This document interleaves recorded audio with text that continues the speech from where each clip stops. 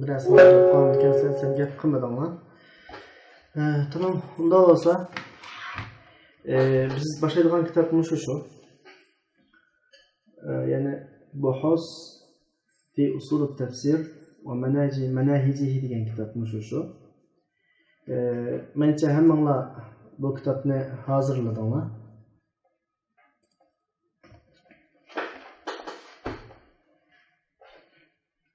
Hammanglar bu kitobni hozirladinglar. Endi oldi bilan saboqdoshlar bu darsni boshlashdan ilgari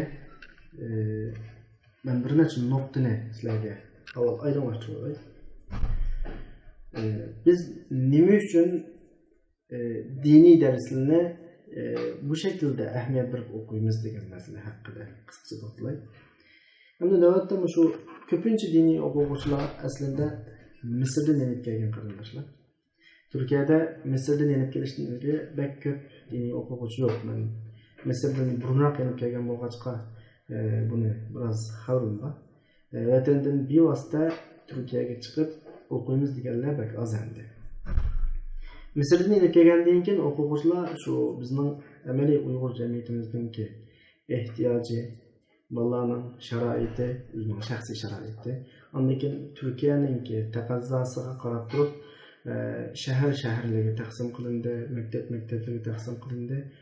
Ammo nurg'un o'quvchilarimiz masalan sharoit tufaylidan ya maktablarga kirolmadi, ya boshqa ish qilolmay o'rtada qolib qoldi. Ondan keyin maktabga kirgan o'quvchilarimizning ahvolimi, maktabning ahvoli bizga aniq. Masalan biz Misrdagi maktabni ko'rdik, bu yerdagi maktablarning o'zini ichiga kirib ko'rdik. Maktab, masalan, mishaning oliy maktablari ko'p hollarda diniy o'qishninki nima deymiz endi asosini hozirlab turadigan bir holat va oliy maktablarda. Ya'ni oliy maktablarda bir kulliyani bitirib chiqqan o'quvchilar agar o'zining rasmiy asosini puxtlamasa, diniy olim bo'lish yo'liga qarab emas, balki mushu sohada, masalan, diniy sohada, shunga munosabatli bir sohada bir azroq xizmat qiluvchi bir holatga paydo bo'ladi. Undan keyin agar magistrlik davomlashtirib o'qib, doktorlik davomlashtirib o'qib, yuqori o'rlayolsa, u boshqacha emas. Agar o'rlayolmay kulliy bilan qolib qolgan taqdirda diniy jihatda qilib qilishi bu bir. Ikkinchisi bizning ahvolimiz hech qanday millatga o'xshamaydi hozir sharoitimiz. Buni men sizlarga takror har maydonlarda, har so'rovlarda tushundirilayotgan masalani sizlarga takror tushunib o'tirib qalbingizda yurganingizda qolg'im yo'q. Ammo reallik shu, aslatmasak bo'lmaydi. Vatanda diniy olim, ulamo degan narsadan asar qolmadi. Bu aniq bo'lish kerak Allohda. Ondan keyin chet elga chiqib olgan olim ulamolarimizning asosan mushu chiqib olgan 2-3 yillik ahvoliga qaraganda bularning bundan keyin bek uzun vaqt qolmaganda, ya'ni ilmiy vaqtini davatman, bunda hayotini o'qishdan emas, ilmiy vaqtininki haddidan ziyod uzun qolmagandek bir xil ahvol bor. Ondan keyin Misrdan kelgan o'quvchilarningki, maktablarga tarqalgan o'quvchilarning umumiy kayfiyati yoki bugungi o'qish ahvoliga qaraganda bizning millatda oldimizdagi 10 yil yoki 5 yil, 10-15 yil ichida bir diniy ilm krizisi yuz beradigan bir ahvol bo'ldi. Bo'libmi vatan ichilib, vatanga qaytish yoki vatan bilan aloqa normallashish, vatan bilan biz bir normal vatanga xizmat qilish fursatiga imkoniyat ega bo'lgan vaqtida vatandagi ashu qilib qolgan bo'shliqni to'liqlash imkoniyatimiz asosan yo'qib qolish ehtimoli favqulodda zo'r. Bu jihatda o'ylasak odamning ichi etishqudek bir ahvol bor. Ondan keyin hozirgi umumiy hammalarning kayfiyati, iqtisodiy durum, iqtisodiy ahvol va yashayotgan jamiyatimizning muhiti ta'sir qilib hamma odamda asosan hammadan desam balkim to'liq mubolag'a bo'lib ketishi mumkin, ammo 95% odamning hammasida nima deymiz endi voz kechish, buni desam ig'ir kelishi mumkin. Haqiqatan da voz kechish ahvoli pek ig'ir. Nimadan voz kechish deb so'rashim mumkin. Ya'ni ig'irroq aytsam, o'zining asli vazifasidan voz kechish ahvoli haqiqatanda ig'ir endi hozir ahvolimdan men xususan mening atrofimda odamlar jiqmutan o'qimadim man ishda his qilyapman. Ya'ni bizdagi vatandagi bo'lgan dinga bo'lgan qizg'inlik, dinni himoya qilish, dinni mas'uliyatni ustiga elish, uni ado qilish qatorliq masalalar az qoladi. Mushu nuqtalardan o'ylagan vaqtimizda bizning balkim qarindoshlar internet orqali tizimot qilib qo'ydik, nurg'un o'quvchilar tizimoti, 90 ga yaqin o'quvchilar tizimoti. Bundan imtihon olish orqali 50 necha o'quvchiga qoldirgan bo'ldik.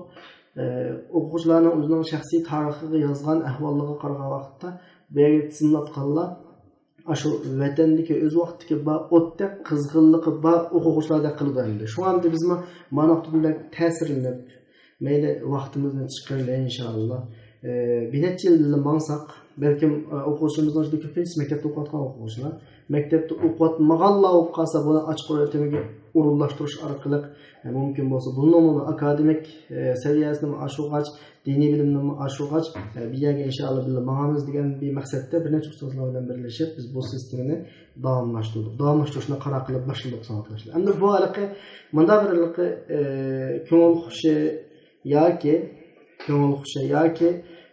bunda nima shaklda bo'layotgan ahvol emas, bunda qilib qo'yiladi debchi. Biz buni inshaalloh boshladik, hozirdan tortib boshladik. Hozirgi navbatdagi mushu boshlagan sinfga bizning tuzgan plan 3 yillik plan inshaalloh. 3 yillik plan. Ovozim normal yo'qmi saboqdoshlar? Normal olmay qolib qolsa, bir davassam.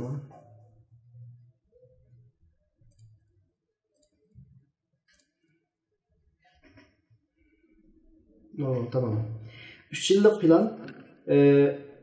Biz sizden ağan imtihanımın esili var. 5 maddenin imtihan aldık. Hemen ahvalini bir kurup koyduk. Asaslık ma'lum seviyeye ega olan o'quvchilarni yig'dik. Biraz seviyesi başta mesela tövlendirak seviyede arab tilidan o'zining asosini puxtalash kerak bo'lgan o'quvchilarni boshqa tarafga yo'llantirdik. Masalan, falonning qishqabiron, pukulining qishqabiron, falonning bayon degandek. Ya'ni biz demoqchi bo'lganimiz agar akademik surishtirishga kelib qolsa, bir magistr darajalik o'quvchilarni yig'dik. Ya'ni maqsad nima desa, biz burunqidek dastlab saviyani hozirlash shaklida emas, ma'lum bir sohada tadqiqot xarakterlik bir natijaga erishish. Masalan, hozir bizning boshlagan darsimiz 3 saviyada bo'ldi. Birisi ulumul Qur'on, bizning mushu sinf shu. Yana birisi ulumul hadis, inshaalloh seshanba va jumalik dars. Yana birisi arab til. Arab til degani sizlar biz tushunganda oddiy asosiy arab til emas. Yani Türkçe ileri arab til deydi ya, yuqori saviyalik arab til. Bunun ichida grammatika asosan tugaydi butunlay. İnşallah. Sarf butunlay tugaydi inshaalloh. Balog'at butunlay tugaydi, adabiyot tugaydi.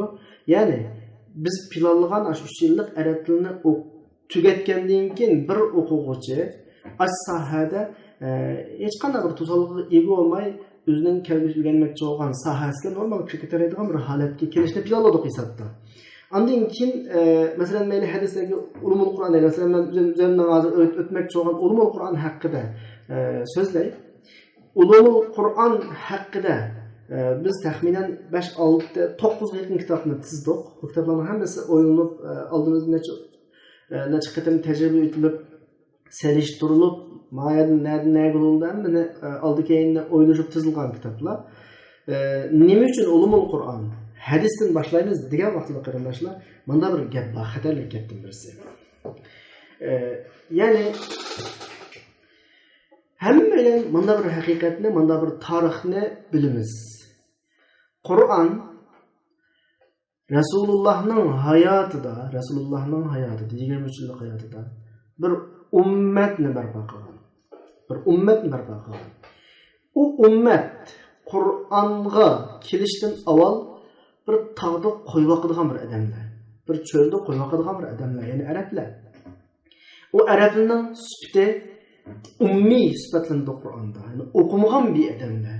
Şu vaqtdagi coğrafiyalik o'rniga Iroqdan nazar tashlasak tarixiy materiallarga ko'ra arablar shu vaqtida sharqda Persiya hozirgi Paris imperiyasining sharqda Rum imperiyasining o'rtada bir jamba qilayotgan bir insonlar. Ya'ni Persiya imperiyasi hozirgi davlatlarning ichidan Iroqgacha egalliklik, Iroqgacha Persiyaning ostida Rum imperiyasi hozirgi davlatlardan Suriyagacha egalligi. Suriya Rum imperiyasiga tabi. Yaman, Suriya hammasi shu.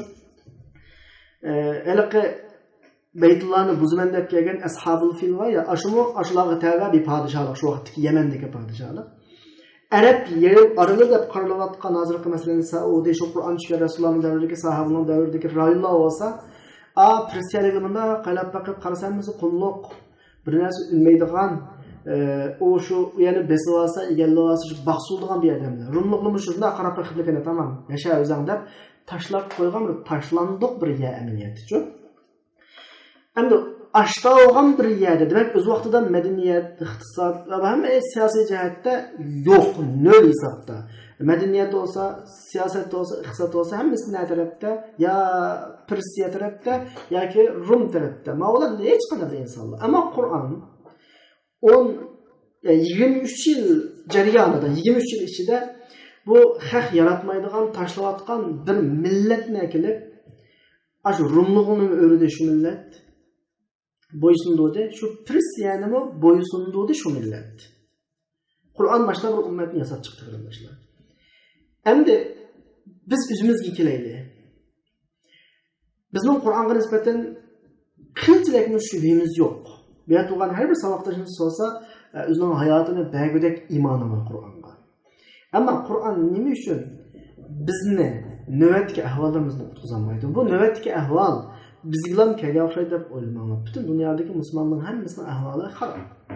Agar Misrga borganlar bo'lsanglar, Misrdagi ahvolni bilasizlar. Boshqa arab davlatiga borganlar ko'rsanglar, hech qanday arab davlati shakl jihatda voy falon davlat, bugun davlat, voy mustaqil deganda qilgan bilan aminiyatda hech qanday arab davlati mustaqil emas. Ash arab davlati saklayotgan arab davlatlarininki ayrıflarları desek başkalar ruhsat vermese uçamaydı bu ayrıflarlar. Mesela uruş kılman deb saklaydi, şu üzünün adamlarından öz uruş kılalaydı. İkinci bir çoğunluk devletke muşataman dese şu darul ayrıflarla yege düşülendi. Şu derecede müstakilleme, şu derecede mustemlike, şu derecede bekindi yani başkalarga. Ahval bu dereceye düşüp kalırlar. Nem bulap? Bu Kur'an ümmeti şu dereceye düştü. Nem bulap? Kur'an bulanı qutquzolmaydi. Muşu bir sual qo'yilganida biz izlensek oxiri bunda bir savol, bunda bir yakunga uchrashimiz mumkin. Bexatarlik yakun qarindoshlar. Ya'ni milodiy, ya'ni mushu o'tgan asrdagi 1700-yilning oxirisidan keyingi Yevropa elleridagi ba'zi mustashriqlarni bilasizlar qachon? Mustashriqlar mushu o'zi g'arb ellerida turadigan, o'zini betaraf deb ataydigan islom tadqiqotchilari. Islom tadqiqotchilari 200 yil hayotini Qur'on, hadis tadqiq qilishga berdi. Musulmon emas. Ammo xudo bugungi kunda universitetda masalan falon davlatning tadqiqotchisi, Pukun, masalan shayx tadqiqotchisi, arab tadqiqotchisi degandek bir davlat ma'lum bir rayonga qarata ajratgan bir tadqiqotchilar bo'ladi. Mutaxassislar bo'ladi. Shunga o'xshash g'arb davlatlarining islomni tadqiq qilgan mustashriqlar, ya'ni sharqshunoslar deb qo'yamiz o'rnida 200 yil hayotini Qur'on va hadis tadqiq qilishga berdi. Bular kitoblarini ko'rsanglar ajoyib bir nima deymiz endi? Pidokirona, adolat sohiblari Qur'on hadisni faqat tadqiqot nuqtasidan, ilmiy nuqtasidan u yoqqami, bu yoqqami yan basmasdan bir natijaga, to'g'ri natijaga erishish uchun tadqiq qilayotganligini bahona qiladi. Buning ba'zisi tarixini inshaalloh vaqt mushdaris o'qishayam so'zlaymiz taqa. Ba'zisi shaklda yolg'ondan musulmon bo'lib, masalan, hatto Makkadagi masjidlarda imom bo'lganlar bor. Hindnoziyda 25 yil boshqalarga diniy ustoz imom bo'lib, oxirida oshkoralanib ketganlar va 200 yil atrofida bular Qur'on hadisini tadqiq qildi. Men xatarli gapni endi deyman qarindoshlar. Tadqiq qilish orqali shu qadar tadqiq qildiki, shu qadar tirishdiki, g'arb davlatlari mablag'ni ularga shu qadar soldiki, islom haqida, Qur'on haqida, hadis haqida boshqalar o'ylab boqmagan ajoyib go'zal, yangilik, hayron qolgudek fikrini bular o'tirib qo'ydi. Shuning bilan islom dunyosining oxirgi davrlaridagi bir xil hurulliq yoki chekinish va yoki har qanday sabab bo'lsin, bu tufaylidan bir xil nima deymiz endi, chekinish yuz bergan vaqtida hatto diniy ulamolarimizni ba'zi nuqtalarda nimbadu qarab boqadigan bir gap bor bizda. Al-hikma dalatul mu'min degan bir gap bor. Shuning asosanmi shularning tadqiqotidan foydalanishga boshladi.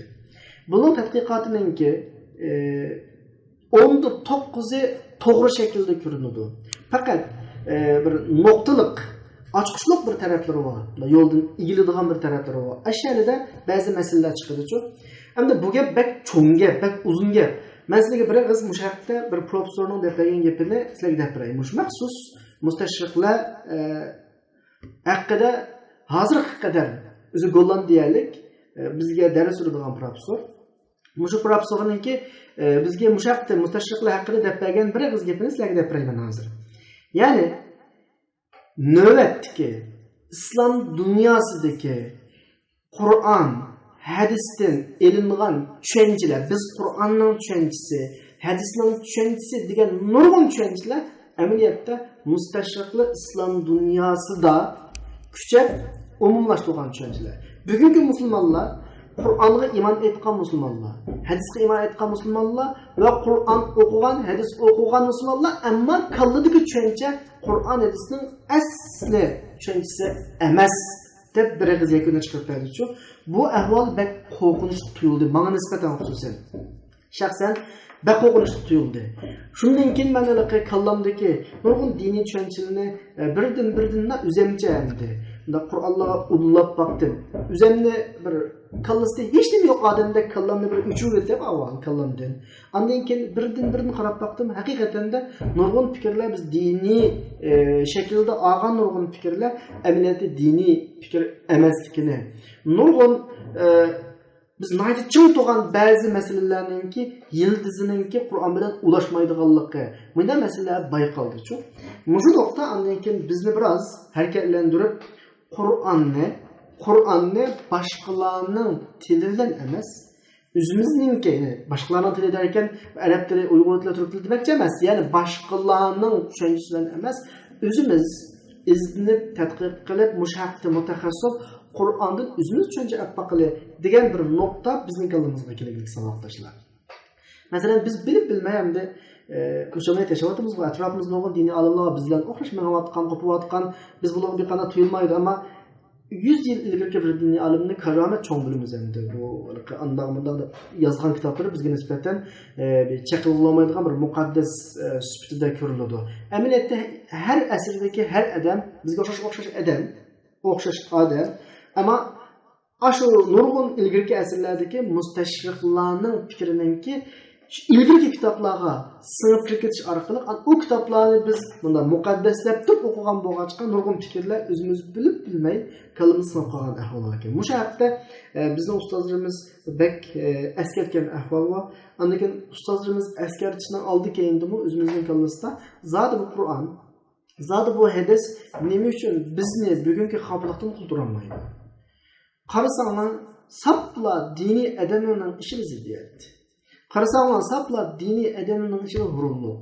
Qarasanglar, sapla diniy adamlarning ishi pasiflik. Acaba Qur'on bizni ixtilofga buyuramdi masalan. Acaba Qur'on bizni pasiflikka buyuramdi. Acaba Qur'on bizni hurulliqqa buyuramdi. Agar mushakil damlashasa, xususan men 3 avlod odamlarni ko'rdim, ya'ni ko'rmanda. Men o'qiyotgan vaqtdagi bizning ustozlar qatlamidagi o'tgan avlod va oldimizda. Bularning ahvolimiz bugungidan cho'ng farqli emas. Bugun yashayotimiz hammadan men demisamiz, hammalar atrofimiz o qadar pasiflik bilan to'shqan, o qadar chorsizlik bilan to'shqan. Va bundan keyin inshaalloh hech o'zgaradigandak emas. Unda bo'lgandan keyin biroz kallamizni silkitib, Kalımızın silkib o'tadi. Biz nima ish qilamiz? Qur'onni qaytadan qo'limizga olib, ummatning qaytadan bir tirilishini biraz o'ylashadigan vaqt keldi deb o'ylab, undan keyin bu darslarni bir qana qilishni boshlashni o'ylashni savoqdashlar. Men balkim nurg'un narsalarni kalamdagi nurg'un gaplarga mavzu shaklida sizlarga ixcham xulos shaklda degandan keyin ba'zi gaplarning tafsiloti haqida kalamlarda bir savol tug'ilgan bo'lishi mumkin. Ya'ni savol belgilari demakchi. Tushuniksiz masalalar bo'lishi mumkin. Inshaalloh dars jarayonida asta buni qana qilib olamiz. Davamlaştıralımız inşallah, düşünüşlerimiz inşallah. Bu dersini başlaştıki asaslık sebeplerine birisi arkadaşlar. Hem de biz dersimizde hususen Ulumul Kur'an dersini qanday şekilde başlayımız degan vaqtida men WhatsApp'dan topqa attım. Bir neçe mazmunni hazır mayagimga chiqiray. Dersler ma şekilde tizildi arkadaşlar.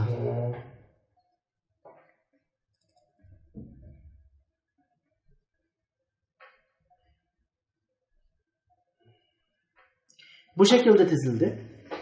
Belki hemen Kur'an'da mı yapma? Tılpınlarda belki azap şu ortalığı değil mi? Belki düşüp oldu bazı zamanlarda. Mesela biz özümüzden gibi naklaydı. Ulumul Kur'an'ınki gibi nakılsak, Ulumul Kur'an'da biz tahminen 8 kitapını tizgan bulduk. Mesela Buhus fi usulü tefsir. Bugün şu okumakçı olan kitabımız şu. Lemhat fi usulü tefsir. Mebahis fi Ulumul Kur'an. Muşiyakgacha, mush 3 kitobgacha biz darsni harfan tarjima qilib o'qiymiz. Ya'ni tarjima qilib derken tarjimasiga ahamiyat beramiz demakchi.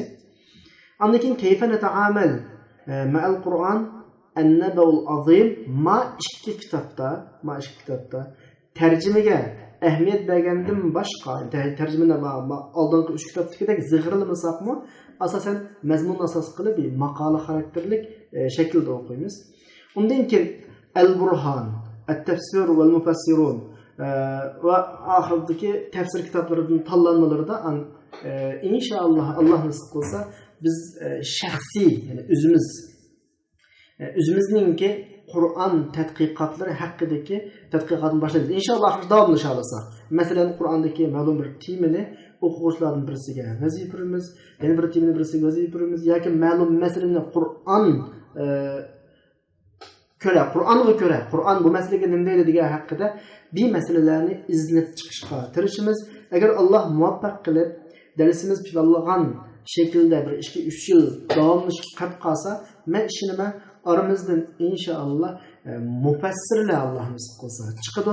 Ondan keyin oxirida darsdan nasib boshlashdan ilgari deydigan gapim shu tizilgan 8 kitoblardagi eng oxirisidagi muxtarat min kutubut tafsir degan mushu vaqtga kelgan vaqtda biz navbatda Uyg'urlarning ichida taqalgan butun tafsirlarni tahlil qilib chiqamiz. Falan tafsir, qanda tafsir, buning avtori kim? Bu tafsir qaysi sabab bilan yozilgan, nima maqsadda yozilgan tafsir bizga beralaydigani nima degan bir nuqtalar bor. Bu intayin muhim hisoblash. Hatta biz o'qiyotgan ba'zi tafsirlar chataqadan tafsirlari bor ba'zi. Biz o'qiyveramiz. Yoki egisi chataq bo'lmasa-mu, mazmun jihatda ba'zi xillar, ig'ir masalalar saqlanib qolgan ba'zi tafsirlar bor. Uni shu oldi-keyinni surishti qilmaydan qarqib o'qiyveramiz. Ya'ni bir gap bilan xulosalasam, biz bu qatimqi darsimizdan savatdoshlar Qur'onni o'zimiz shaxsan qo'lga olamiz. Bu darsimizning oxirisida har bir savatdoshimiz Qur'onni o'zi shaxsan qo'lga oladi. Ya'ni men Qur'onni tadqiq qilaman degan yerga yetib berishni nishon qildik savatdoshlar. Bu bizning nishonimiz inshaalloh. Allah oxirigacha qilib nisb qilsin va hammanglarni oxirigacha mustahkam turishni nisb qilsin. Allah ummatni hargiz olimsiz qo'ymaydi. Men shuning ishonaman. Nurg'un olim ulamolarimiz zolimlarning qo'lida shahid bo'lgan bo'lsa, nurg'un olim ulamolarimizni yo'qotayotgan bo'lsa, dengalik shu nurg'un hammalarni tushkunlik yashayotgan bo'lsak, ammo yana bir bo'lik kishilarimiz shu vaqtning bugungi qisqatilgan tarix sharoitida yengib chiqib shu qiyinchilikni inshaalloh kelgusidagi diniy vazifani ustiga olalaydi deb o'ylayman. Qani men yuqorida so'zlagan mazmunlarni tushunmagan tarafdan olib qolsa, savol so'raydigan bo'lib qolsa, so'raveringlar, bo'lmay qolib qolsa, biz kitobimizdan Desakki muqaddim olsun degan birinchi kunning asosida o'qiymiz inshaalloh. Qaysi kuni qaysi kitobni o'qiymiz? Buni biz necha kun bo'ldi bekchiq to'plag'i etib tushunib ketdik. Yani takror desem darsning o'rinlashtirilishi mana shu shaklda bo'ladi savoddoshlar.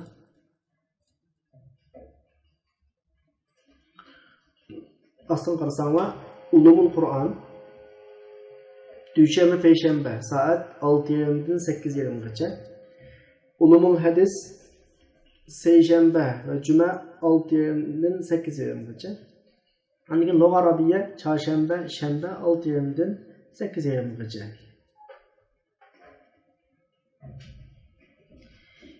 Darsxonaga kiramaganlar nima ish kirmayapti? Biz necha kundan beri sapla bir oy saqlashimizning bir sababi saboqdoshlar. Shu dars kirmaganlar tekrar sinilsin degan bir shaklda kiramagan degan. Nurg'un o'quvchilarimiz normal kiryapti. Hozir jami 16 saqlashimiz bor. Taxminan 7-8 saqlashimiz kirmadi darsxonaga yoki kiramagan bo'lishi mumkin. Hamda ma darsxonaning arab tili sinifiga qanaqa qilamiz debdi saboqdoshlar. Bizlar imtihon bilan ayriliq emasmi? Darsxonamizningki o'quvchi soni cheklik, faqat 25 kishilik. Ustoz bir hisoblasa 24 o'quvchi kira oladi bir darsxonaga. Shu asosda bizga tizimlatgan o'quvchi 90 o'quvchi. 90 o'quvchining imtihon bilan 56 o'quvchini tanlagan bo'ldik. Hisobda 60 yaqin o'quvchini. Ba'zi o'quvchilar dastlab iltimos qilgandilar, ikkisini tanlagan bo'lg'achqa va nomerisi ashunga o'dil kelgan bo'lg'achqa biz ma'qul deb ikkisini taqsim qilgan. Hozir o'quvchilarning soni sinf qilliq bilan tushaqliq. Inshaalloh biz darslarning hammani qayd ostiga erishga tirishimiz. Kitob qolsa keyincha turlarga batlarga qo'yib foydalanishni sunishimiz mumkin. Hamda hozir shu taqsim qilingan bo'yicha hammanglar qaysi WhatsAppdagi qaysi topda bo'lsanglar shu kunlik darsga shular kirsin. Undan keyin o'quvchilar yana bir deb qo'ydigan gap, shu darsxonaning adresi o'xshamaydi, arab tilining o'xshamaydi, Ulumul Qur'onning o'xshamaydi, Ulumul Hadisning ayrim sinf bo'yicha har topqa o'zining sinfininki adresini yo'llag'liq. Shu adresni o'zaro paylaşmasanlar. Faqat bu bir amonat emasmi? Har sinfdagilar faqat o'zingizning sinfiga kirsanglar, yana bir sinfdagilarni o'zining sinfiga kirsa, darsxonaning tartibi bir saqlansa degan umidda. Darsxonaga kirmaganlarning asosli kirmaslik sababi nima ekan? Shuni mumkin bo'lsa o'qisanglar, saboqdoshimiz bilan kirib olsak darsxonaga. Bo'lmasa bizlarga darsxonaga kirish haqidagi nimalarni qo'llanilgan hammani taqatdiq. Bir oy atrofida aradan vaqt o'tdi. Mencha kiralish kerak asli. Endi saboqdoshlar, men dars boshlashning oldida bir yo'qlama qilib olay. Sizning chaqirgan o'quvchilar bo'lsa, hozir tayyor tursanlar, shu bo'lib qolsanglar bir degan raqamni yozsanglar. Yani normalda sizlarning ovozinglar anglanmaydi. Agar ovozingizni anglatib gap qilmoqchi bo'lsanglar, shu qo'l ko'targan bir rasm bor. Kichik qo'choqning rasmi uchun shu rasmni bossanglar, men bu yerdan ruxsat bergandan keyin ovozingiz chiqadi. Normalda sizning ovozingiz asla anglanmaydi bu tarafga. Tamam, saboqdoshlar, unda bo'lsa darsni boshlaylik. Bismillahirrohmanirrohim. Alhamdulillah va salatu vassalamu ala rasulillah va ala alihi va sahbihi va man wala, amma ba'du. Darsimizning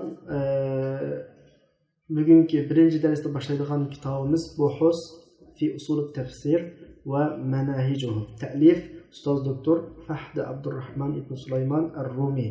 Yani Riyozdagi Darul Muallimin fakulteti Qur'on tadqiqoti ustozi. Endi bu kitobni tanlashimizning bir sababi saboqdoshlar. Bir fan, har qanday bir fan bir keng doirada, Ulumul Qur'on deydi, Ulumul Hadis deydi, bir keng doirada biroqla masalan Ulumul Qur'on sohasidagi eng yaxshi kitoblarningki hisobda eng mo'tabar kitoblar birisi Al-Burhan Imom Zarkashiyninki, yana birisi Al-Itqon Suyutininki. Balkim deyishi mumkin ba'zi qarindoshlar, biroqla ashuni o'qisak bo'lmaydi deb. Men dedim, bir fan bir shahar xaritasiga o'xshaydi saboqdoshlar. Bir shaharning xaritasiga bir o'rmonlikqa o'xshaydi. Biroqla biz eng cho'ng'iga kirsak, balkim buningdan chiqib bo'lmasligimiz mumkin. Shu avval Mening birinchi har qanday dars o'tgan vaqtda odatlangan bir odatim bor. O'quvchilarga shu fan haqida xarita ma'lumoti berish. Xarita ma'lumot. Ya'ni bu fan, bu modda na'dan na'gacha. Bu moddada nima temalar bor. Endi temasi favqulodda ko'p bo'lsa, shu temalarning ichidan birinchi darajalik muhim deb qaralganlari xulosalangan kichik kitobdan birini boshlaymiz. Ondan keyin temasi biroz kengaytirilgan o'rta darajali kitobdan birini boshlaymiz. Ondan keyin rasmiy cho'ng kitobni 3 bosqichga bo'lib, men hozir qadar ashta o'tib qanday fanni o'sam, nahvimi shu, sarf o'sammi shu, balog'at o'sammi shu, ulumul Qur'onni shu.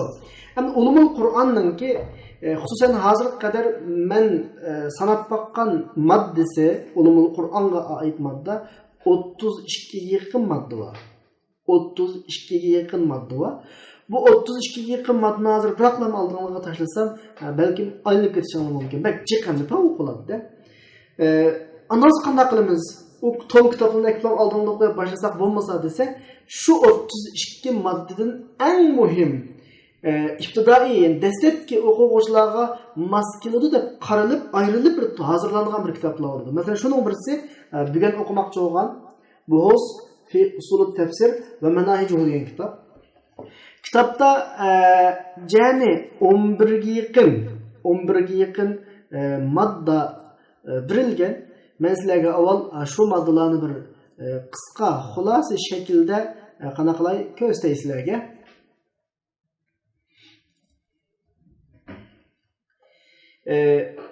Kendi manmanın ekranıda.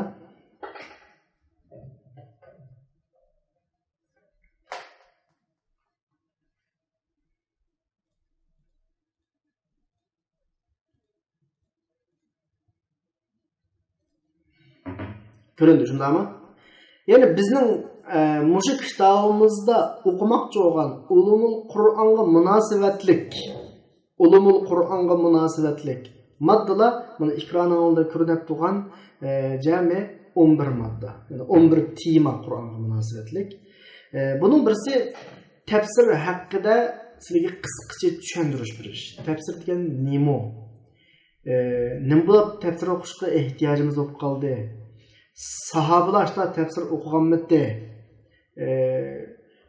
Sahabalarning davridagi tafsirlar bizning davrimizdagi tafsirninki qanday alohidaligi bo'lsa, tafsir degan nima haqida bir tushuntirish bo'lish kerak sizlarga. Bu birinchi tema. Har qanday kitobda mushu avval boshlanadi. Undan keyin tafsirning paydo bo'lish jarayoni, tafsiloti. Tafsir zodi qachon paydo bo'lgan? Qanday shaklda paydo bo'lgan? Nima bo'lib shakllangan? Ma ahvol. Üçüncüsü biz Kroatimiz bugün qarasak 2000 xilga yaqin tafsir var ortada. 2000 xilga yaqin tafsirninki asosiy ilgari surmoqchi bo'lgan mazmuni o'xshash bo'lsa-mu, ammo ma'lum farqlar chiqadi.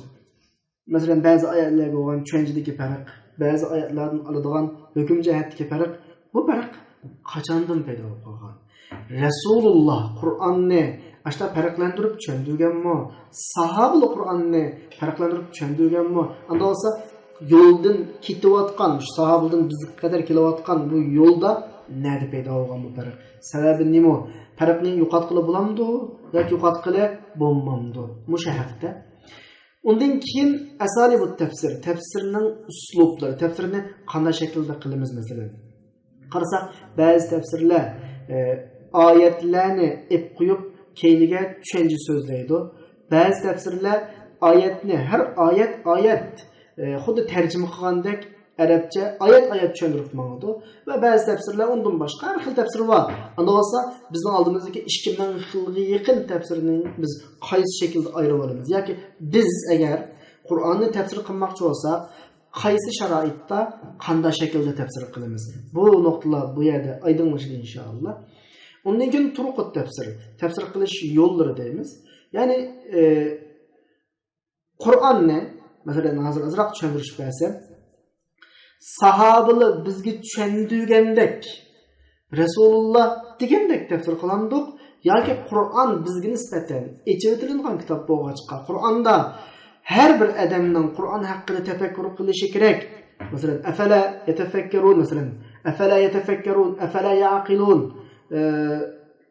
am ala qulubihim aqfaluha, qalblari pichaqlanib qoldimi, nimishqa o'ylanmaydi degan oyatlarga ko'ra bizningmi tafsir qilish haqqi, huquqimiz bor. Bunda olganda tafsir qilish huquqimiz bo'lib qolgan taqdirda biz qaysi yo'lda menib turib tafsir qilamiz? Ya'ni qanday shaklda tafsir qilamiz? Mushaqqatki mazmunlar turib tafsir so'zlandi. Undan keyin tafsir qilish manhijini tafsir qilmoqchi bo'lsang, nimalarga rioya qilasan? Qanday shaklda ma'nosa? Laqi shaharda mashina demoqchi bo'lsak, shaharning bir qatnash qoidasi bor-ya. Shu qatnash qoidasi. Turib tafsir ma'nodan yo'l. Undan keyin manhij tafsir shu ma'nodan yo'lda menishning qoidasi. Undan keyin i'robul Qur'on, masalan i'robul Qur'on biz navbat hozir i'robul Qur'on desa boshqa tushunish mumkin. Buning bir taraflari bor. I'robul Qur'on. Zodi i'robul Qur'on degan nima? Nima surishti qiladi? Buni so'zlaymiz.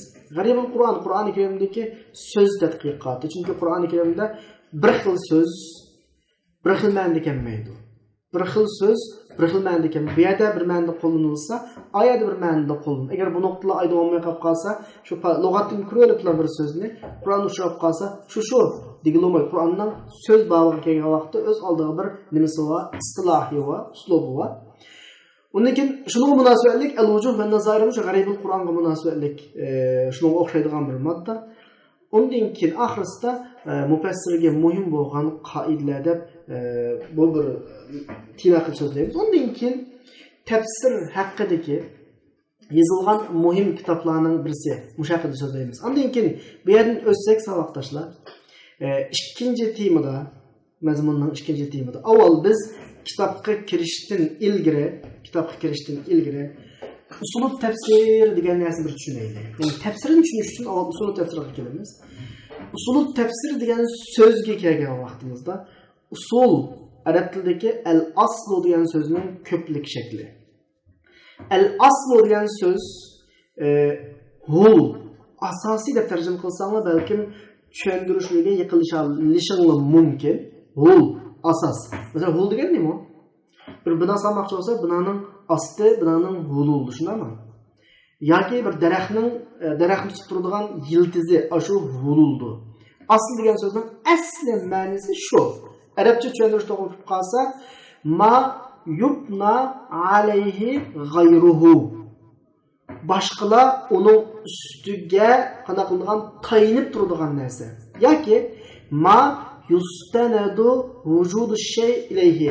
Yana bir narsaning mavjudligi shuningga tayinib turgan narsa mau asli bo'ladi, asli. Hozirgi ekranda chiqib turadi ya, mufaduha aslun, birligi asli bo'lib, buning 4 dona lug'at ma'nosi bor. Birinchisi asos. Bir narsaning o'li deganim shu. Ma yubna alayhi g'ayruhu. Boshqalar uningga asosan quriladigan, ya'ni shu ustiga asoslanadigan narsa asos bo'ladi. Masalan, aslul bayt desa, uyning huli, uyning asosi. Bu birinchi ma'no. Ikkinchi ma'no al-jidr, ya'ni yildiz. O'sha ko'krangda apqo'yaqliq silinadi, qolay tushunishing uchun. Yildiz degan nima bo'lsa, ma lahu far'un, ya'ni bir narsaga tayinib ustidan shoxchisi chiqqan narsani yildiz deymiz. Buni demasam bo'ladi sizlarga. Masalan, aslu shajarati desa, daraxtning asli desa, shu daraxtning jizru, yildizini asl maqsad qilmoqchi.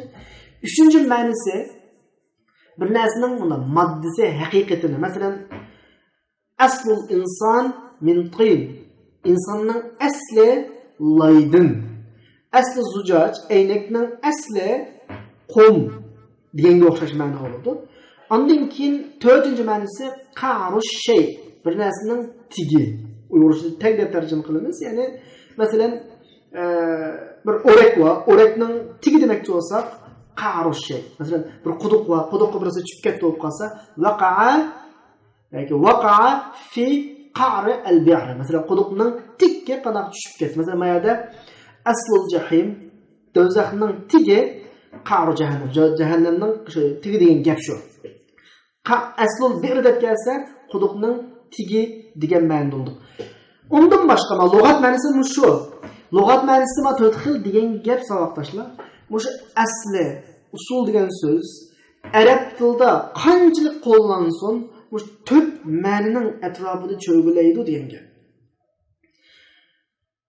Har qanday arabcha kitobda al-asl yoki al-usul deb kelgan har qanday bir so'zning ma'nosini surishtirib opasanglar, ya al-asas degan ma'noga asoslanadi, yoki yildiz degan ma'noga bog'lanadi, yo moddati shayga bog'lanadi, yoki qa'ru shay ashyaga bog'lanadi. Endi, tamam, u lug'at ma'nosini tutsin. Ma keng qo'llanilgan bir ma'nosi bor. Keng qo'llanilgan bir ma'nosi bor. Bu tövendekidek bir neçe xil ma'noda qildim. Bek jiq buning ma'nosi men bir nechini to'plab keldim. Masalan, birinchisi al-asl desa al-mustashab degan ma'noda. Mustashab degan nima bo'lsa, asli hukm degan fiqh babida qo'llanildi bu. Masalan, sudagi asli pokizlik deymiz fiqh babida. Qavoid fiqhida suning aslisi pokizlik. Ya'ni al-asl yildiz emas, suning hul emas, suning moddasi emas, suning nimasi emas, tiga emas, balki sudagi asli qoida, asli hukm degan ma'noda o'z ichiga oladi. Buni keladi qavoid fiqhida ko'pincha keladi fiqh kitoblarda. Ikkinchisi al-asl degan gap asosiy kuchlik degan ma'noda keladi. Masalan, asli bunda qilsa qildi. Masalan, bir nechadan bir ish qildik, xato qildik. Shu ishni qilishni bir maslahatlashgan. Ahmad bun degan, Samad bun degan, Mehmet bun degan. Biz Mehmetning gapiga kirmay bir ishni qildik, xatolashib, undan keyin xushvaqlab nima deymiz? Asli Mehmetning deganda qilsa xo'p ekan, bu ishni deymiz. Ashshadiki al-asli rojih ma'nosida. Ya'ni to'g'risi degan ma'noda. Masalan, al-asl indal jumhur hurmatul ma'adif.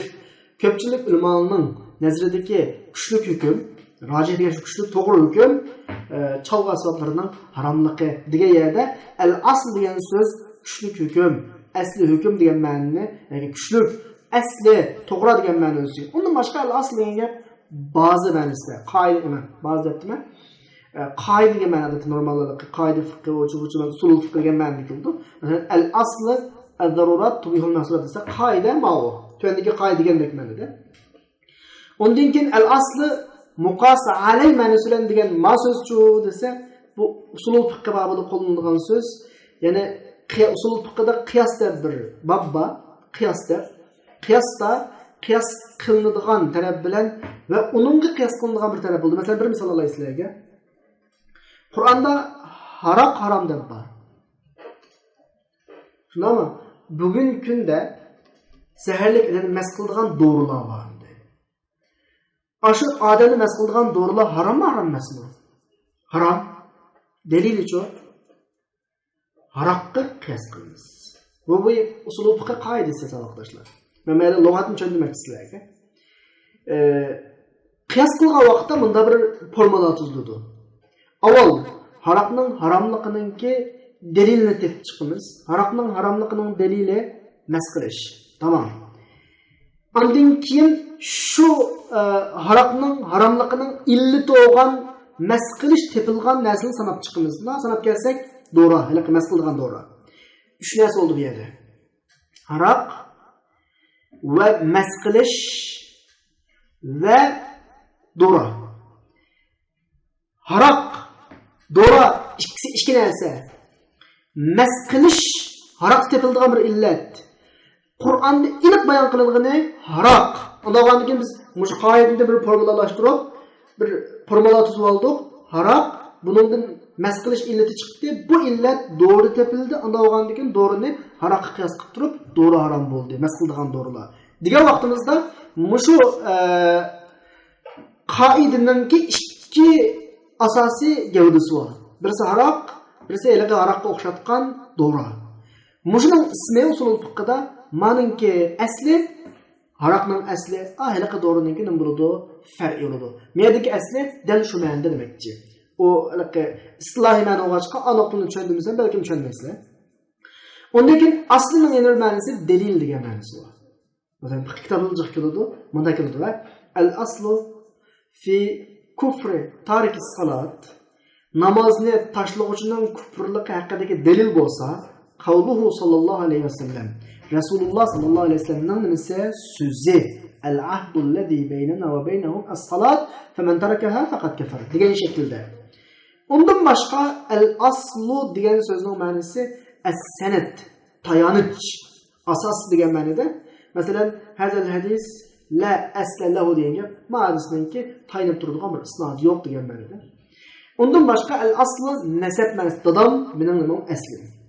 Masalan, fulanun la asla lahu desa, uning asli nasibi yo'q, nasibi iniq emas degandek bir ma'noda. Demak, endi al aslu degan so'z bek ko'p ma'noda qo'llanildi. Men bir nechta keldim. Va bu ma'nolarning hammasi surishtirib yig'ib olsanglar, osh oldiki 4 ma'no ko'p to'xtaydi. Ashunun birisiga bog'lanadi. Endi shu nuqtadan kelsak saboqdoshlar. Shu nuqtadan kelsak saboqdoshlar. Asli yuqoridagidek ma'noning hammani o'z ichiga oldi ekan. Usulu tafsir degan kelgan vaqtda qanday ma'no chiqadi? Sal turib buni qana qilamiz, bog'laymiz. Mana yuqoridagi aslining ma'nosi. Endi tafsirga kelaylik. Tafsir, hozir asli usulni biroz tushunib o'tdik. Endi tafsir degan so'zning ma'nosiga kelaylik. Tafsir degan so'zning yasalish shakliga ham qarasanglar, arabchadagi fasara asli yildizi 3 harflik fe'l fasara fa'ala. Arab tilidagi fa'ala yuf'ilu babiga salinib fassara yufassiru tafsir degan shaklda yasalib chiqadi. Hozir mazmunlarni men o'zim hazırlab keldim, kitobga solib qaraymiz. Hozircha bu do'stlarga chiqqanga qarab turinglar, kitobga qaytadan kelamiz saboqdoshlar. Endi fasr degan so'zningki, aslidagi 3 harflik yildiz fasr degan so'zning ma'nosi nima lug'atda desa, ko'k ranglik xatda qo'yganim shu 3 xil, 4 xil ma'nosi bor. Birisi al-ibana wal-kashf va izhar al-ma'na al-ma'qul. Ya'ni bir narsani aydınlaştırış, bir narsani echish, bir narsani bayqash degan ma'nosi bor. Fa'ala yaf'ilu babidin daraba ya yadribu o'xshash fasara yafsiru. Nasara ikkila gap qopdimi edi? Masalan, fasara yafsiru. Fa'ala yaf'ilu babiga tushdi. Fasara yafsuru. Fa'ala yaf'ulu babiga tushdi. Yani abana ma'nosida. Am bu ko'plik bunda mubolag'ani ifodalash uchun fa'ala babiga kelgan bu sarfda bayon qilingan mazmunlar qarindoshlar. Undan keyin endi lisanul arab degan lug'atda yo'g'il kashfil mug'atta deb tarjima qilgan buni yo'g'ilib qolgan bir narsani qana qilish echish degan ma'no. Unda shu ma'noni asoslab desak, at-tafsir, tafsir degan so'z tushunmak qiyin bo'lgan so'zdan murad ne qana qilish, aydınlaştırış. Keşful murad anil lafzil mushkil. Yani tushunmak qiyin bo'lgan so'zdan maqsadni qana qilish, echish tafsir bo'ladi. Masalan, Qur'oni Karimda "Va la ya'tunaka bimathalin illa ji'naka bil haqq va ahsana tafsira." Ular san qanday bir misolni aytsin, biz uningga nayt ro'shan, tushunch, ro'shan bayon ekilimiz degan oyatda tafsir shu bayon, tushunch, tafsilot degan ma'noda keladi saboqdoshlar. Endi ulamoning ichida bayatulloqqa tafsirni qaysi fe'ldan chiqqandidir? Fa, sa, ra fe'lidan chiqqandidir saboqdoshlar. Ammo ba'zi ulamolar unda qaramaydi. Aslisi sa, fa, radan chiqqan deydi. Safara. Menda diqqat qilinglar. Men ko'rgansizlar mana. Men hozir siz aytsizlarga.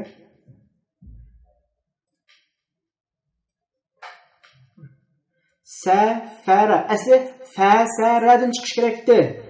Iboyatdan biz tushunadigan bo'yicha. Ammo ba'zilar unda demadi. Ba'zilar unda demay, bu safaradan qana qilgan, chiqqan deb manda tushundirdi buni hozir. Endi sarfda manda bir gap bor. Sarf qoidasida so'zlar yasalish jihatda harflar oldi keyinildigan bir qoida bor sarfda. Masalan, tartdi degan so'zni arab tilida ja, za, ba mi deydi, ja, ba, za mi deydi. Ya'ni ba ba'zi vaqtda o'tirida, ba'zi vaqtda beshda. Ja, za, ba, ba'zi vaqtda ja, ba, za. Ba bilan zalning o'rnini olmaydi. Shunga o'xshash asli safara deydi. Endi lug'at nuqtasini ma'nohu buning ma'nosi safaraning ma'nosi al-kashf, bir narsani ochmoq degan ma'noda. Masalan, ayol kishi yüzünü içi bassa, beşini içi bassa, buni nima deydi arabchada? Safaratul mar'a. Safaratul mar'atu. Ayol kishi beshini echyapti, yuzini echyapti. Bir ayol kelsa yuzi yepiq yoki uchuqlidi ya. Yuzi uchuqmagan, yepiqmagan demoqchi bo'lsak, yuzi uchuqgan demoqchi bo'lsa, arab tilida safira deydi.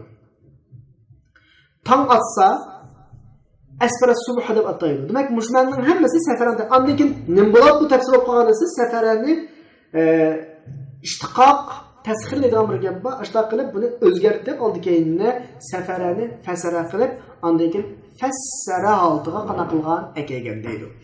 Tamam, bu yerdan ketdik. Endi tafsir degan istilohda nim bo'ladi. Tafsir istilohda nim bo'ladi. Desa, tafsir deganimiz shundoq bir fanki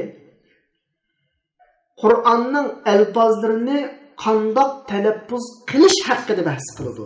Kayfiyatin nutq bi alfozil Qur'on va Qur'onning alfozlarining madlulati haqida bahs qiladi. Madlulat deganimiz mazmun haqida bahs qiladi va Qur'onning alfozlarining so'zlariningki yakka holatdagi hukmlari va birikma holatdagi hukmlari haqida bahs qiladi.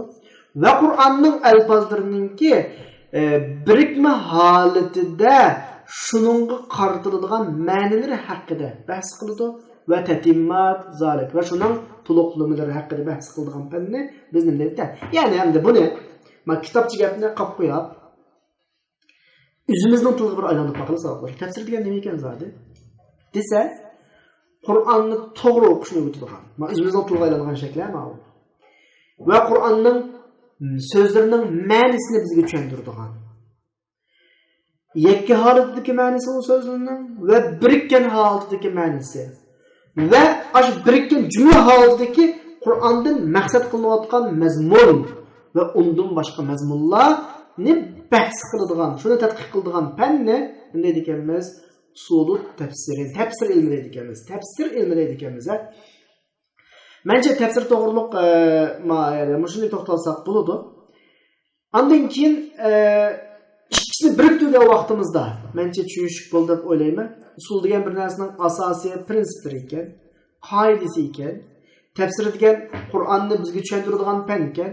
Ikkisini biriktirsanglar Qur'onni tushuntirishni o'rgatadigan qoidalar nima bo'ladi ekan? Usulut tefsir bo'ladi ekan saboqlashlar.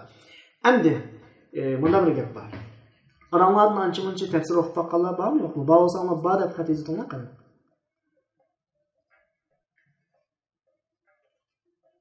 Ya, yo'qmi ya? Faqat tafsir o'qib baqqanlar bormi, yo'qmi?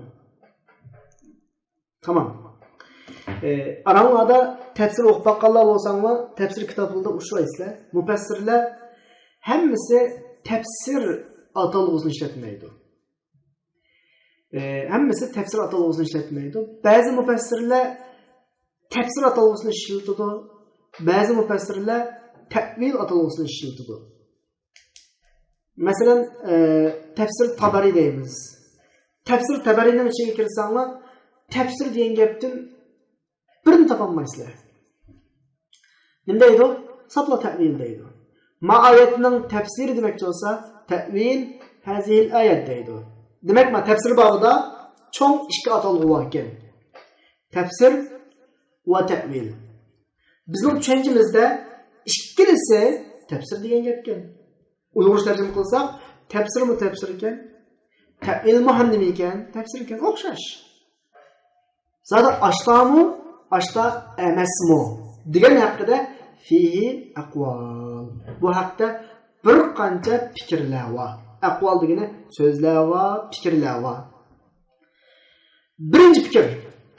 Tafsir bilan ta'vil mutaradifan. Gapni ayt asan tugaydi ma'noda. Ikkisi bir ma'no degandan keyin gap tugaydi. Tafsir ta'vil bir ma'no deb qo'ysa, xolos, undan keyin qanda bir unda qilish ketmaydi. Tamommi? Bu gap tugadi. Ikkinchi fikr, o ikkisining o'rtasida farq bor. Qanday farq bor? Summa ixtalafu. Ondan keyin farq haqida ixtiloflashgan bo'ldi bular. Birinchi ixtilof am xos qilingan ixtilof bor. Ya'ni ba'zilar tafsirni am, ta'vilni xos desa, ba'zilar ta'vilni am, tefsirine has deydi. Bu bir ixtilaf. İkinci ixtilaf asanlığa qaramlar. Özara zıtlık ve ixtilaf balgını ma'nisi tutun bir-birisiga o'xshamaydi deydi. Qanday o'xshamaydi? Masalan, ilm. Alif qilayli. Tefsir degan Allah'ның muradi mandaq deb kesib deyish tefsir. Ta'vil degan so'z esa ehtimolliklarning birisini kuchlantirish, kesmasdan, biduni qat'i, kesmasdan. Yani ma'nının ma'nisi mundaroq bo'lamiki deyish ta'vil. Bu birinchi ixtilof. İkinci farq tefsir rivoyatga munosabatli bo'ladi. Ta'vil dirayatga. Yani ta'vil tefsir degan nima bo'lsa, oyatni rivoyat bilan tefsir qilish tefsir bo'ladi. Oyatdan chiqadigan mazmunni o'zi tushuntirib olalish dirayat o'yliqi. Ta'vil bo'ladi deydi. Bu ikinci farq. Üçüncüsü tefsir degan xalqlarga xos. Yani biz Qur'ondan tushuncha olsak tefsir bo'ladi. Ta'vil haqqa xos degani Allohga xos. Qur'onning haqiqiy ma'nosini kim biladi? Alloh biladi. Buni ta'vil deymiz deydi ba'zilar. To'rtinchi farq tefsir degan so'zning zohirisini bayon qilish, ta'vil degan so'zning ichki qurilmalarini bayon qilish deydi. Bularning hammasi qarindoshlar, savoqdoshlar, shu tefsir ulamolarining o'tiridagi befarqlar. Xolisak bunun hammini insof bilan olsak bo'ladi. Xolmasak tefsir bilan ta'vil o'xshash deb qarasak bo'ladi. Lekin biz bir o'quvchi bo'lib sifatimiz bilan oldimizga har xil ulamoning tefsir kitoblari keladi. Balkim shu qarashlarning hammasidagi kitoblar kelib qolishi mumkin. Bu yusidan biz betaraf tutmay, ya ma fikr demay bilsak, shu bo'yicha bunday gaplar ekan deb o'tib ketsak bo'ladi. Endi eng oxirida bir nuqtaga keldik qarindoshlar. Usulning nima ekanligini ancha-muncha o'qib o'tdik. Tafsirning nima ekanligini ancha-muncha o'qib o'tdik. Tafsir va ta'vilning o'rtasidagi farqni eng oxirida usulut tafsirning ta'rifoti nima desa, usulut tafsirning ta'rifoti tuandagidek bo'ladi savoqdoshlar. Qaramanda bo'lsa. Usulut tafsir degan bir qoida prinsiplar. Hozir qizil rangda siziqda atdim. Ko'randingmi aqcha? Mush nuqta kalamdek muhim bo'lsin. Usulut tefsir bir qoida prinsiplar. Bu qanday qoida prinsiplar desa, ilmut tefsir şu qoida prinsiplar asosida turadi. Yaqum alayha degani şu qoida prinsiplar asosida turadi. Mana bir qoida prinsiplar usulut tefsir. Va tashmil degani va bu qoida prinsiplar mufassirga munosabatlik shartlar, adablar ve tefsirge münasebetlik kaideler, yollar, prensipler ve ondan başka mezmunlarını teşmil özcüge alıdı. Bunu mu usulü tefsirininki tarifatı. Tizrak deppesem kayıta. Usulü tefsir degenimiz ilmu tefsir şu asaslı durduğun ve müfessirge münasebetlik şart edeplerini, tefsirge münasebetlik qaida, yol, prinsip ve ondan başka mazmunlarını özüge alıdığan qaida prinsiplarını biz usulut tefsir deymiz. Mana çaysaq mı bo'ladi? Bu birinci tarifat. İkinci tarifat ma'u. Ben hazır aslında bütün sizlikten birini sizden. Yani şu arqılı Kur'an'ı sağlam bir şekilde qanday qılındıgan, tushungili bo'ladigan. Vel ilmu'llezî yutawassalu bihi ilal fahmi sahih. Qur'onning to'g'ri tushunchasiga shu orqali yetkili bo'ladigan. Qur'on tafsir qilishdiki yo'ldan chiqqan, buni harifa degan gap yo'ldan chiqqan yoki ozg'un yo'llarni echib turadigan fan usulut tafsir bo'ldi. Unda bu gapdan qaraganda biz Qur'onni bir o'zimizga loyiq bir tushunib aqlli deb qadam elish uchun xatolashmasligimiz uchun qanaqa qilishimiz kerak ekan savoqdoshlar? Usulut tafsirlarni, ulumul Qur'onlarni biraz qanday qilmoq lozim ekan, bilmek lozim ekan. Mana bugungi darsda sizlarga tushuntirmoqchi bo'lgan asosiy mazmun. Ya'ni asosiy mazmunga shunday siz bir shaklda qoidadan qarab chiqarimizda bugungi mazmunlarning birisi kitobda umuman nashti muhokam 11 tim muhokam. Bu ko'z oldimizda bo'lsin. İkincisi usulut tafsir degan yerga kelib usulninki lug'at ma'nosidan 4 muhokam. Ma esimda bo'lsin. 4 ta lug'at ma'nosi bor. Mushu 4 lug'at ma'nini asos qilib turib bir muncha ma'nolarda bu qanday qilindi ekan, bu qo'llanildi ekan mana. Yani deganlarning hammasi mushu 4 lug'at ma'nosini asos qilib turib qo'llanilgan ma'nolar. Undan keyin tafsir degan haqida to'xtaldik. Tafsirni ba'zilar fasaradan chiqqan deb turib mulohiza qildi ekan, ba'zilar safaradan chiqqan deb turib mulohiza qildi ekan. Mayli fasaradan chiqsin, mayli safaradan chiqsin, o'xshash ma'nosi yushurun, tushunmak qiyin bo'lgan narsani o'rtaga oshkorlash, olib chiqish degan ma'no ekan. Bu 3-mazmun bo'ldi. Ikkinchi mazmun. Uchinchi mazmun tafsir bilan ta'vilning o'rtasidagi farqni qanaqa qilyapmiz? Farqlantiryapmiz. Ba'zilar ikkisi o'xshash bir ma'noda deydi ekan. Buni bilan gap tugaydi, talashadigan gap qolmaydi. Ba'zilar farq bor deydi. Farq bor deb bo'lib yana qanday farq bor desa, am xaslik farq bor deydi. Ba'zilar tafsir am deydi, ta'vilni xas deydi. Ba'zilar ta'vil am, ta'vil tafsir xas deydi. İkinci fikir, yo'q, bularning o'rtasidagi farq qaritilmizda. O'zaro bir-biriga o'xshamaydi bu ikki deb kelib, biz qanday o'xshamaydi to'rt misol keldi. Birinchisi, tafsir. Allohning maqsadi ma'udib kesib etish tafsir, tarjih qilish. Bundaroq mikida kuchlantirish kesmasdan tafsir. Bu birinchi farq. İkincisi, tafsir degan rivoyatga munosabatli, ta'vil rivoyatga munosabatli. Bu ikkinchi farq. Uchinchisi, tafsir xalqqa qaratiladi. Mana biz Qur'onni tafsir qilmoqchi bo'lsak, tafsir deb ataymiz. Ta'vil Allohga qaratiladi. Qur'onning haqiqiy ma'nosini kim biladi? Alloh biladi. To'rtinchisi, tafsir degan so'zning zohiriy ma'nosini bayon qilish, ta'vil degan so'zning botiniy ma'nosini bayon qilish. Uchinchi mazmun bo'ldi bugungi darsdagi. To'rtinchi mazmun usulub tafsirini yig'ib tushunganimizda, usulub tafsir degan nima desa, tafsir ilmi shu asosda turadigan, tafsirga mufassirga munosabatli shart va adablar, tafsirga munosabatli qoida, yo'l, prinsip va boshqa mazmunlarni o'z ichiga oladigan bir qoida, prinsiplarni usulub tafsir deydi ekanmiz. Yoki Qur'onning sog'lom tushunchasiga shu orqali yetkazib bo'ladigan, Qur'on tafsir qilishdagi ozg'un yo'ldan chiqib ketgan yo'llarni shu orqali bayqilib bo'ladigan fanni usulub tafsir deydi ekanmiz. Ma'vo biz darsni kitobga qarashdan ilgari tushuntirishga tegishli asosiy mazmunlar. Agar ma tarafdan bir qurib tushunmagan mazmunlaringlar bo'lmasa, biz kitobni o'ziga o'tsak bo'ladi. Agar tushunmagan mazmunlar olib qolsa, hozir so'rab olsanglar bo'ladi, sizlarga 1 minut vaqt beraman. To'g'ri anglabsiz.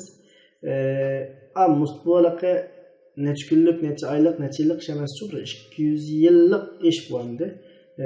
Mustashriqlar to'g'ri tadqiqotga kiramiz, betaraf tadqiqotga kiramiz. Biz hech qanday talab tutmaymiz, faqat biz bir haqiqatga yetish uchun, o'zi musulmon emas, ammo masalani aniqlab chiqish uchun tadqiq qilamiz deb bir narsa yozig'liq hamda bularning tadqiqot kitoblari haqiqatan da uni desam bo'lmaydi. Haqiqatan da yaxshi tadqiqot qiladi-chi bular. Chunki umum vaqtini beradi, butun hayotini beradi bular. Bularni bilan saldigan davlatlar keyinda bo'lgan-bo'lg'achqa ashta saladi. Bularni Gollandiya Yevropa davlatlarining ichida 200 yilning yaqida mustashriqlarga eng ko'p mablag' solgan mustashriqlarningki eng kattasi Gollandiyadan chiqadi. Bugungi Gollandiyaning Amsterdamda cho'ng universitetlardimi bugungi navbat yashayotgan nimalarningki mustashriqlarning eng cho'ng'iri shularning ichidandir, shu yerda. Haqiqatan da ba'zi yangi gapni o'tirib o'qiydi. Qarmoqqa to'g'ri. Bilmayman, 10 fikr o'tirib qo'ysa, 9'i balkim 9'ning ko'proqqa to'g'ri chiqadi. Islom ulamolarining ichidagi bir bo'liklari hatto shularning fikridan foydalanish uchun shularning kitoblarini oladi masalan, yoki foydalanadi. Amaliyotda hozirgi dunyoda ba'zi islom dunyosidagi mufakkir deb qarayotganlarning ko'pinchisining fikri ashagin ilmg'am fikr bo'lib qoladi-ku ko'p hollarda. Ana bu fikrlarga uzun mezgillik, necha yillik, balki 200 yillik tadqiqotning natijasi bo'lgandan keyin cho'qim bir burilish nuqtasi bo'ldi ekan, bir kritik nuqta bo'ldi ekan, shu ochiqlik nuqtalar.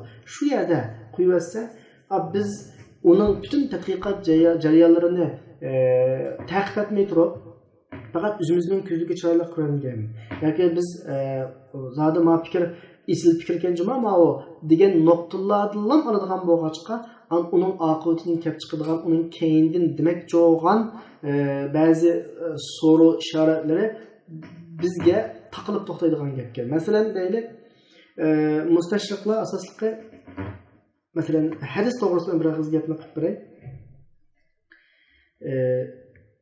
Hadis aytma, Qur'on darsimiz bo'lgan Qur'on haqida. Hem öyle bilimiz vahiyning başlanış haqidagi hikoyani ham öyle bilimiz. Ayşe radhiyallohu anha rivoyat qilgan hadisda Rasululloh Hira g'aridagi vaqtda farishta kelib Iqra bismi robbikallazî xalaq degan oyatni tushirgan. Ham öyle bilimiz buni.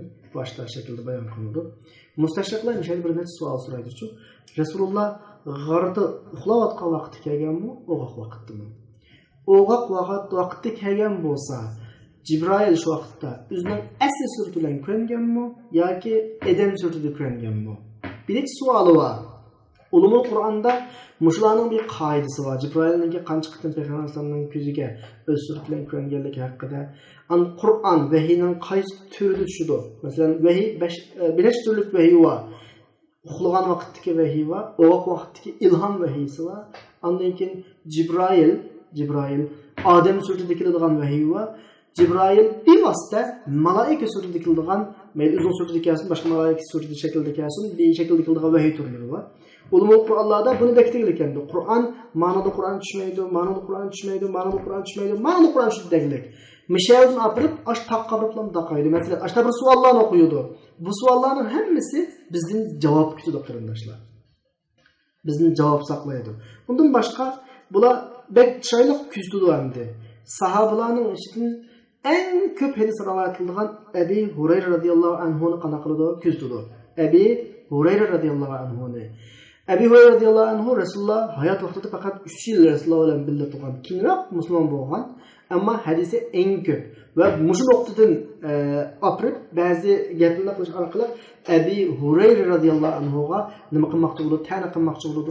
Abi Hurayraga ta'na qilinib qolsa, Abi Hurayra rivoyat qilgan nurg'un hadislar ta'na qilinib bekavladigan gap. Undan boshqa sahobadan kim ko'lamoqchidan Ibn Shihab, hamma bilasizlar. Imom Buxorining ustozi deysiz, Imom Malikning ustozi, Zuhri deb ma'ruf. Ba'zi dislar Ibn Shihab deb o'rnadi, ba'zi dislar Zuhri deb o'rnadi. Mushta bir kritik nuqtalarga hujum qilgan ahvollar bor. Masala shu. Ya'ni biz bugungi kunda islom dunyosida mustashriqlar so'g'an savollarga javob berishga ojiz kelib qolgan ahvollar bor. Umuman biz deganimiz yana islom dunyosidagi ulamolar. Ya'ni tayyorni oladigan bir mijozimiz bor-ku, umumyuzlik mush oxirgi 200 yilda bizga umumlashgan. Biz tam mush darsni o'qishimizdan maqsad ashu nuqtalarda bir tirishchilik ko'rsatib baqili, bir yaxshi natijaga erishib qolsak, ajab emas degan umid bilan biz şu an ma'noga qadam oldik. Alloh inshaalloh qadamlarimizni muvaffaq qiladi inshaalloh. Undan keyin tafsirning lug'at ma'nosini deb turib savoqdishimiz. Tafsirni ulamolar ikki xil tildan chiqqan deydi. Birisi fasara, yana birisi safara. İkkilisida mayli safaradan chiqsin, fasaradan chiqsin, lug'at ma'nosi bir narsani echish, oydinlashtirish, ochiqlashtirish degan ma'noda bo'ladi savoqdoshlar. Ondan keyin Qur'on bilan ikkisini juplashtirib tafsirul Qur'on bo'lgan vaqtida Qur'onning ma'nosini qanday qilish, oydinlashtirish, echish degan bo'ladi. Qolganini mantiqiy kitobga kelmadik ya, darsning avvalgi mazmun shaklida so'zildik. Kitobda shu tafsirninki lug'at ma'nolari, isloh ma'nolari hammasi tafsiliy bayon qilindi inshaalloh. Yana boshqa savollar bormi, yo'qmi? Savoqdoshlar, bugun shu asosan 17, 18, 19 savoqdoshlarimiz kirib to'liq emas. Tunji kuni so'g'ga chiqqan nurg'un qiyinchilik qolgan bo'lishi mumkin. Hozir sizlardan so'rasam, hozir mush sinfda bola, mush hozir men do'stlikka chiqqan kitobni bostirib, hozirlab bo'ldinglarmi yoki kompyuterdagi PDF shaklda ko'raman deb maslahat qildinglarmi? Ya'ni kitob bormi sizda? Mush to'g'risida bir baya yo'q dedim hatto. Yani bugün savoqdoshlarimizning hisobda yerimdan ko'proqida kitob yo'q yani. Endi savoqdoshlar hozir soat 8 o'tib qoldi. Yarim soat vaqtimiz qoldi. Sizlarning vaqtlaringizni olmaymiz. Kitobdan bugunlik asli plandagi darsda masalan hozir 5-bet muqaddimadan boshlangan, 6-bet, 7-bet, 8, 9, 10, 11, 12, 13. Tam 5 bet, 8 bet ders var. Bugün okusak şunu okuyunuz. Savoqdaşlarımızdan köpüncüsü kitap yok. Şu radyo anlagandek telefondan hazırlıkmış, dostluktan kirib otağa oxşaydı. Hazır fikir versanlar hemma ama. Hazır sizlerge falan kitap yok ki. Hazır kadar hazırlamapsızlar. Ben ne için hazırlamadım hayran. Şu kitapların hemmisini ben atkan bolmasalık boşluk çıkıp atkan yoki Google'a kirib şu kitapның ismini şunda yazsanlar asli çıkıp diye bu kitapның PDF olsa da kenar kitap bu. Bugun kitapdan dars o'qimdik yoki bugunlik mushuni bilan bo'ldi qilib nurg'un savoqdashimiz o'qishga kirmagan. Kelasi hafta darsda boshlandik. Mushuni nisbatan bir ovoz qo'yamiz. Shuni o'qirab ish qildi. Tamam, unda o'z ko'p sonli o'quvchilar o'qildi dedi. O'quvchilarning fikriga asosan mushu muqaddimani o'zim bir tarjima qilib o'tay. Am kelasi hafta sizlardan umidim mumkin bo'lsa kitobni hozirlanglar.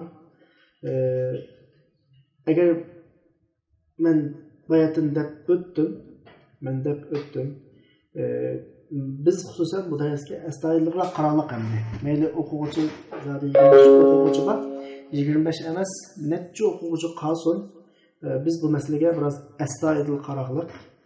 İnşallah oxirgi chiqqimiz maqsadimiz burunqidagilik diniy darslarni bunda o'qib tarjima qilib o'tish emas, bir tadqiqot xarakterlik qadamlarni besish inshaalloh. Shunga buni nisbatan astoydil qarasanglar, bizning o'qiydigan ancha-muncha topshiriqlarimiz bor. Buni nisbatan ideya jihatdan ancha-muncha tayyorlik bo'lsin. Asta-asta bo'ladi, topshiriq desa hozirlikni qo'rqib ketmanglar. Asta-asta shu o'quvchilarning ahvoliga qarab bo'ladi. Buni nisbatan biroz astoydilroq muomala qilsanglar. Bugun men sizlarga o'sha hozir do'stlikda chiqiqliq nimani muqaddimani bir tarjima qilib o'tay. Kelasi hafta muqaddimadan keyingi mazmunni ilm usul fiqhining ta'rifotidan boshlab kelasi hafta o'qiydi. Buguncha muqaddimani sizlarga tarjima qilib o'tay. Bismillahirrahmanirrahim. Al-muqaddima. Innal hamdalillah nahmaduhu wa nasta'inuhu wa nastaghfiruhu wa natubu ilayhi wa na'udhu billahi min shururi anfusina wa sayyiati a'malina. Man yahdihillahu fala mudilla lahu ومن يضلل فلا هادي له وأشهد أن لا إله إلا الله وأن محمدا عبده ورسوله. Hem savaştaşlar dersinin başında dedim. Tahminen 3 kitabımızı biz söz tercüme etdik. Maksat ne olursa sizlerin tercümanlarını yaxşı olmasa yaxşılaş, yaxşı olup kalsa texim oqana qilish yaxşılaş üçün. Bismillahirrahmanirrahim. Kiriş söz yoki muqaddime. Hamdu sana Allah'a xasdır. Allah'a hamd eytimiz ve Allah'tan yardım tileyimiz. Nesta'inuhu ve Allah'tan mağfiret talep qilamiz ve Allah'a tövbe qilamiz. Ama şu natubu ileyhi degan söz savoqdaşlar. Tavba yatubu pilisi ila qo'shimchasi bilan kelsa, g'a tövbe qilish ma'nosida keladi. Ala qo'shimchasi bilan kelsa, g'a tövbe birish ma'nosida bo'ladi. Bu vaqtda Allohga xos bo'ladi. Banda Allohga tövbe qilsa, tavba ila bo'ladi. Allah bendenin tövbesini qabul qilsa, tavba ala bo'ladi. Ve na'udhu billahi min shururi anfusina. Biz Allohga sığınıp nefsimizning yomonligidan, ishlarimizning nachar yomonligidan panoh tilaymiz. Na'udhu billahi Allohga sığınıp panoh tilaymiz. Min shururi anfusina shar degani bir ishning yomon tarbi, yomonligini yetib qilishi, zararini demekçi. Seyyiat a'malina degani ish amallarimizningki yomon bo'lib qilishi. Ishga yomonlik o'xshamaydi. Masalan, menga bir do'stim bor. Do'stimning yomonligi yetti degandagi yomonlik ne? Shar, shurur deymiz. Bir adam eski ish qilsa, eski ishni seyyiat deydi. Agar Uyg'urchada farqlantirish to'g'ri kelib qolsa, shar, shururni yomonlik, seyyiatni eski ish deb tarjima qilsak bo'lishi mumkin. Men yahdihillahu, kimki shu kishini Alloh hidoyat qilsa, fala mudilla lah, uni ozdiruvchi bo'lmaydi. Va men yudlil, kimki Allah onu azdırsa, nedeki hu demirva, bu tushib qolsa bo'ladi va fala hadiyala, uni hidayat qiluvchi bo'lmaydi. وأشهد أن لا إله إلا الله وأن محمدا عبده ورسوله. Allah'tan başka ilah yok deb guvohlik berman va Muhammad alayhissalom Allohning bandasi va elchisi. Ya eyyuhallazina amanu ittaqullaha haqqa tuqatih va la tamutunna illa wa antum muslimun.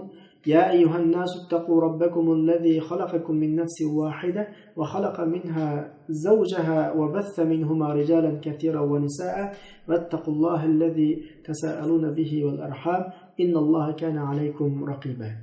يا أيها الذين آمنوا اتقوا الله وقولوا قولا سديدا يصلح لكم أعمالكم ويغفر لكم ذنوبكم ومن يطع الله ورسوله فقد فاز فوزا عظيما. فإن خير الحديث كتاب الله. Hakikaten sözün en yaxşısı Allah'ın kitabıdır. Yolun en yaxşısı Muhammed sallallahu aleyhi ve sellem'nin yoludur. İşlarının en yamını, işinin yeni peyda bolğandırdır. Näde ki şer eski iş emas. İşinin yamını, zarar etdiğini, başkalarına zarar saladigan iş demekçi.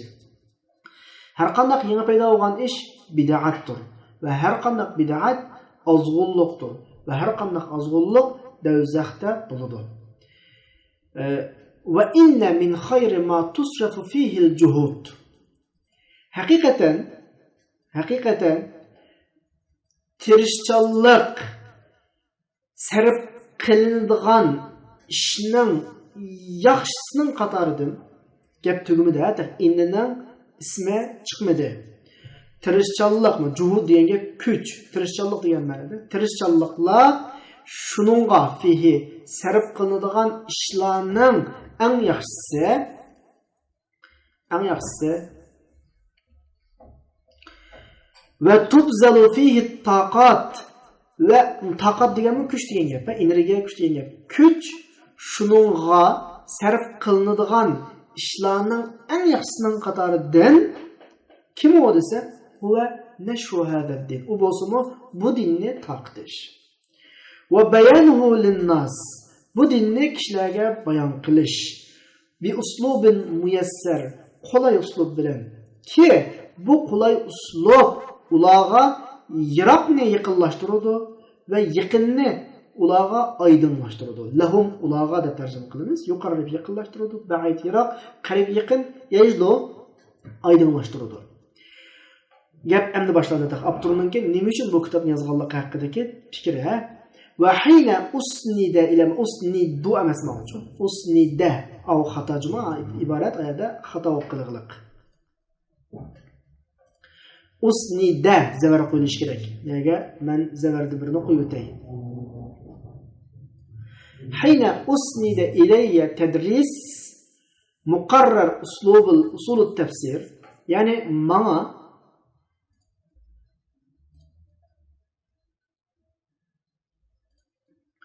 Bana Darul Muallimin fakültesideki fi kulliyetil muallimin Darul Muallimin fakültesideki usul-u tefsir'nin belgelengen maddesini ügütüş usnide kılıngan vakitte. Usnide deyen gap bana artıldı, yüklendi deyen gap. Bana Darul Muallimin fakültesideki usul tefsirininki belgilengen dersi ügütüş bana yüklengen vaxtida kimki betkütle yani bana Riyaz'daki Darul Muallimin fakültesideki usul tefsirininki belgilengen dersini ügütüş yüklengen vaxtida gapning cevabı çıkmadı gapning cevabı çıkmadı. Vaqat sharaktu min qabligina cümle mu'tirize yani oturdaki. Men bundan ilgiri bu usul tefsirininki sözlüklerini tüzüşke katlaşkandım. Müşahedeki muş cümleni kallanlarda eli tutup tercüme kılma. Çünkü bu cümle mu'tirize. Vaqat sharaktu min qablu fi vad'i mufradatihi deganni ya aldığa ya keyniga qap tercüme qilsanglar bo'ladi, evi tutup tercüme qilsanglar bo'ladi. Qayt keleyim men. Men burun usul tefsirining sözlüklerini tüzüşke katlaşkandım. Hem de Riyaz'daki Darul Muallimin fakültesideki usul tefsirining belgilengen dersini ügütüş bana yüklengen vaxtida lem ecid mana 3 o'rtay sizlarga lem ecid kitaben yecma'u abwabahu. Usul tefsirinin bütün bablarını özüge mücessemleydiğen bir kitapını tapamadım. Belki kitaplarının içinden minhadaki minni bilisizler hemen okuğuluk bazı manisi var çok. Ondan sonra minhada sizler bazısı diyen tercümeni koşsuzlar. Belki şu kitaplarının içinden bazıları ma lem yukteb fihi kitab vafiye. O hakta tuluq bir kitap yazılmağanlarımı var. Minhadaki ha mufradat qaytıdı. Belki o mufradatlarının içinden bazıları ma ikisi qo'shilib, minhadaki min, ma'daki ma ikisi qo'shilib, bazıları bu hakta tuluq bir kitap yazılmağan. Fara'aytudaki fa ma'urunda sebep maqsadni ifodalaydi savatdaşlar. Mında olgandan keyin şunlaşqa.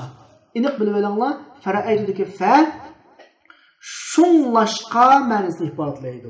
Şunlaşqa men mında qaradim. Ra'aytudaki ra'a fi'l, qalb fi'li, dil fi'lisi. Men ihtiyaç deydi. El-hacca degani ihtiyaç. Nima qilishqa? O'quvchilarning oldida bir kitobni qo'yishqa. Fiva o'rindichi. İlova. Ihtiyaç. Massa degan nima? Zarur. Jiddiy degan gap. Yani ihtiyaç intayin zarur. Nimaga desa, o'quvchilarning oldiga shundoq bir kitobni qo'yishqa. Men nimashqa shundoq bir kitob deb tarjima qilaman desam, chunki kitob ma'runda nakira va mavsuf yajma'u lahum al-shatat va yakunu lahum marji'an deganning hammasi kitobning sifati. O'quvchilarning oldida shundoq bir kitobni qo'yishqa ehtiyoj zarur deb qaradimki, bu kitob ularga tarqoq mazmunlarni yig'ib beradi. Yajma'u degan gap yig'ib beradi. Shatat tarqoq mazmun degan ma'noda tarqoq mazmunlarni ularga yig'ib beradi va ularga marja manba bo'ladi. Darsning turlarini mujassamlaydigan va ularga o'zlashtirishga yordam beradi. Yu'inuhum degan yordam beradi. Tahsil degan gap mazmunni o'zlashtirish, asli hosil qilish degan ma'noda o'zlashtirishga yordam beradi. Va cho'nqur dengizga ibobul zahr degan gap, bunda dengizdagi kuchli dolqinni deymiz, ya dolqinni ibobul zahr deydi. Ya'ni cho'nqur dengizga cho'kmoqchi bo'lgan kishi uchun ishni qanaq turadi, echib turadi. Va as'alloha ayja'alahu xolisan liwajhi. Alloh subhanahu va taolodan bu kitobni o'zining rizoligiga xolis qilib berishni so'rayman. Innahu sami'un mujib. Allah dualarimizni anglab turuvchi va ijobat qiluvchi. Avtorninki kitobni yozish haqidagi muqaddimasi. Endi kitobning asosiy mazmuniga keldi. Usul tafsirining ta'rifatiga keldi. Qarindoshlar, bugun vaqt munosabati bilan yana to'xtaylik, 2 soat oldi. Bugun tunji kun so'qqa chiqib ba'zi masalalarni deyish to'g'ri keldi. Shundan vaqtimiz sal o'tib qoldi.